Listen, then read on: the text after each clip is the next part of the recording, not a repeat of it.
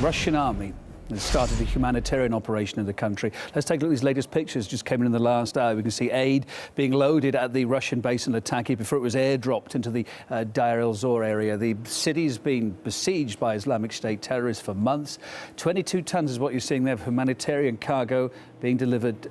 Russian military officials say the humanitarian aid program will continue until peace is restored in that country.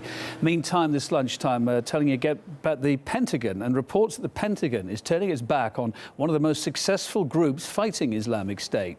Kurdish forces, giving its blessing instead, it seems, to, according to reports, other rebel forces. That's despite significant progress. If you look at the map, you can see the progress in the lime green here, made by the Kurds from the beginning of last year to October. I say what they've achieved has been in the lime green. What's in the black areas still controlled by ISIL. Reports suggest the Pentagon's move is aimed at pleasing Turkey, which is unhappy about the increased Kurdish influence in the area, as it might help their ongoing conflict in Ankara. Well, next, Murad Gazdiev reports from the Kurds' front line then with Islamic State. You won't find this village on Google Maps. It's too insignificant for cartographers. But this is where ISIS's caliphate begins. Beyond these trenches and earthworks is no man's land, most of it heavily mined. ISIS is beyond that. They're actually basing out of those huge grain silos in the distance. They've got forces dotted all around here, including at the southern end of a dam network along this river. Unfortunately for ISIS, the land is very open. They've been trying to take this village for a month now, but you can literally see them coming from a mile off. Though that doesn't scare ISIS. Their last attack was 2 days ago over there, though they usually try something daily. We always see them coming. Islamic State has always had an ace, the total fanaticism of its members. Suicide bombers. Villages, towns, and even cities felt the fanatics packed with explosives who blew away the defenders. But that doesn't work like before. They tried to use fog the last time they attacked.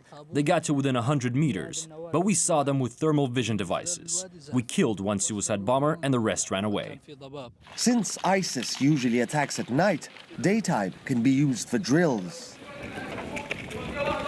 This is the commander of the local YPG unit. He's been wounded 3 times fighting ISIS, and he says they're up to something.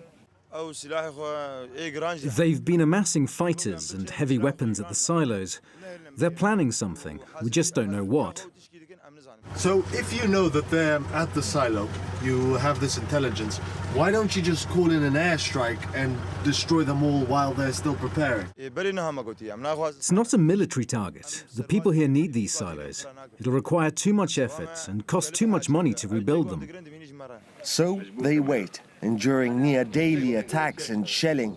But it's not just the open space that's helping them. YPG fighters have also told us they've been fortunate with the geography here, with this position, because the ground is very soft. So when a mortar shell comes in, it buries itself deep in the ground and explodes from there. So shrapnel doesn't go sideways, which is very lethal, but instead it goes at an arc. It goes upwards, sparing people around. The YPG and the Syrian Democratic Forces they're part of have a truce with the government. They see ISIS as the most dangerous threat to Syria.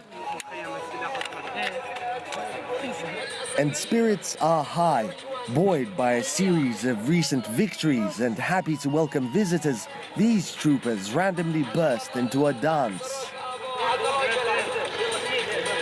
A little cheer on the front lines against ISIS. Murad Gazdiev, RT, from Hasaka, Syria.